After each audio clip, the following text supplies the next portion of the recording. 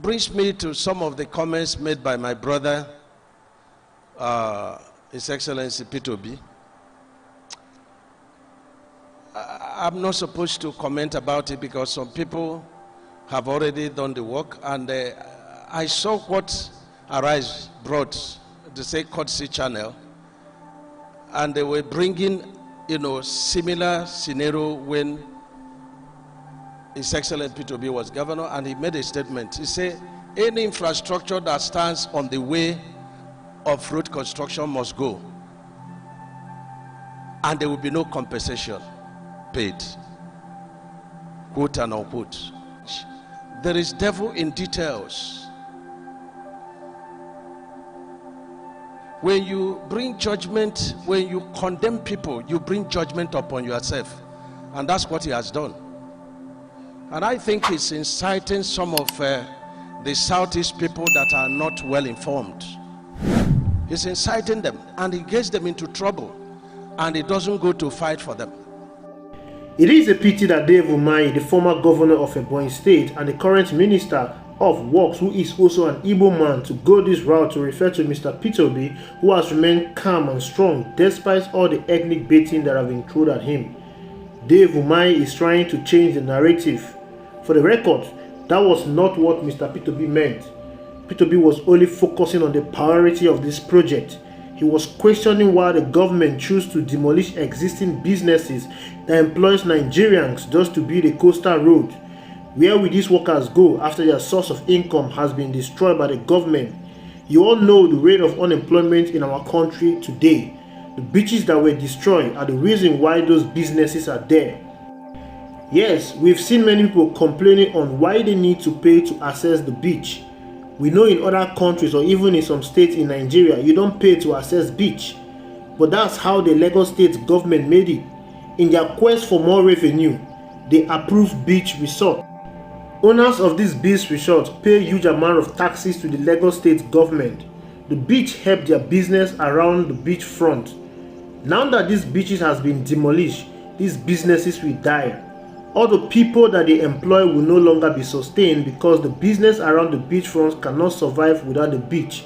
All the tax they pay to the Lagos state government will be gone. For instance, Landmark pay 1 billion naira in taxes to the Lagos state government. So you can understand the angle Mr. Peter Obi was coming from.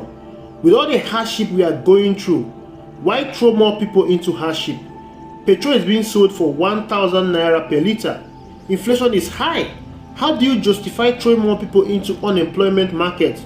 He even drew the attention of the federal government to existing roads in the country that need urgent attention. He mentioned the incident that happened in Rivers State recently where 70 cars were burnt when a tanker exploded in the east-west road in Eleme. That road is a federal government road but is currently in a very bad shape. The car owners were trapped there because the road was bad. Anyway, Mr. Peter Obi has replied Dave Umahi. Mr. Peter Obi clearly frowned at the distortion of fact and evidence. There is one video of Peter Obi they are circulating where Obi demolished properties in Onitsha. They are saying, why is he angry with demolition when he did the same as governor? That's distortion of evidence and fact. Peter Obi explained that he demolished the Onitsha North and South headquarters because they were sitting on an existing stadium. Peter Obi demolished them and rebuilt the headquarters while he also rebuilt the stadium. These stadiums are functional today in Onitsha North and South local government area. Continuing with his response to Dave Umahi, Peter Obi said, in quotes, "My focus is on fostering constructive dialogue and inclusivity rather than engaging in divisive politics. Claims of incitement are baseless distractions. I've always advocated for unity and advancement, refusing to partake in reactionary divisive politics. I refuse to reduce to the level of those who wallow in ethnic politics. Worse still, I can never descend so low as to base my political aspirations on any sectional or ethnic interest. My commitment to serving with integrity remains steadfast, and I encourage all Nigerians to unite for a prosperous future. In conclusion, I stand by my record as governor and reject any attempt to distort the narrative for political gain." Comparing what Mr. P2B did as governor, the building he demolished, to what Tinubu is doing now is like comparing gold and carrot. They are not the same at all. The beach resorts they are demolishing in Lagos today are worth billions of naira, while what P2B demolished in Anambra were structures blocking the road, and he rebuilt them. All he did was to move the building to another site. The ones they are demolishing in Lagos employ thousands of Nigerians that have now been thrown into unemployment. How is it difficult for them to understand? I guess they do, but they won't admit it. The resorts were built around the beach. Removing the beach is the end of this resort. No one will pay if they can't have access to the beach. It's either those resorts are converted to residential apartments or hotels. Whatever they choose to do, it does not stop the fact that everyone that was previously employed in those business premises will all lose their employment. The federal government has directly made 4,000 Nigerians jobless. Dave Umahi should focus on the main issue, that the government is destroying employment they did not create. Same government that is distributing 50,000 naira food as palliative to Nigerians. This means that they know there is hunger and poverty in the land. So why will the same government throw people that are employed into unemployment market? This is the angle P2B and other sensible Nigerians are coming from. Claim for landmark. He has no claim. We spared all his infrastructure. We don't pay for shanties. And even those shanties are on our right of ways, 250 meters from the shoreline. So he has no claim. We made all the efforts to spare all his infrastructure. And that's why I say he's a politician. Me, I'm an engineer. And so while he plays the politics, I'll do the engineering work. Dave Umahi, in this statement, he referred to the demolished structures as shanties. Does those structures look like shanties? That they did not touch the landmark building. This mark of arrogance coming from a serving minister. He's supposed to be serving Nigerians, but he's talking as if he's an emperor. He's doing as if he's doing Nigerians a favor. Of course, the beach they destroy is the beauty of the landmark project. By the way, it looks as if the environmental social impact assessment report for this project is not ready, or let me say it has not been done. This report is crucial to determine future risks when building this kind of project. It should be done separately by the Ministry of Environment.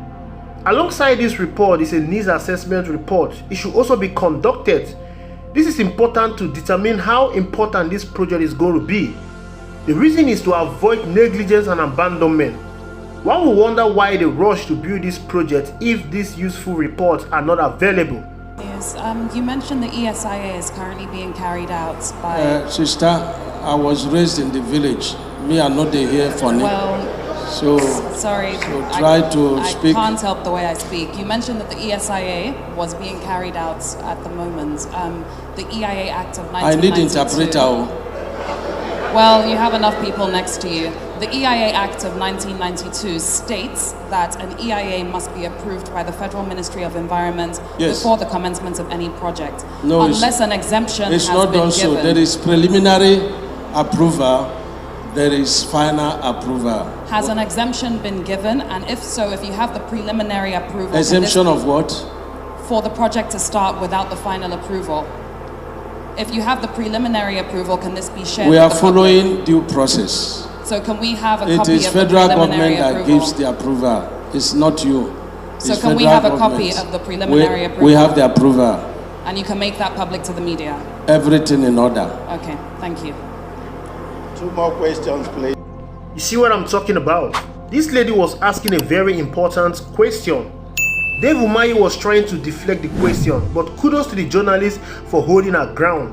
Umahi would never do this to a foreign journalist.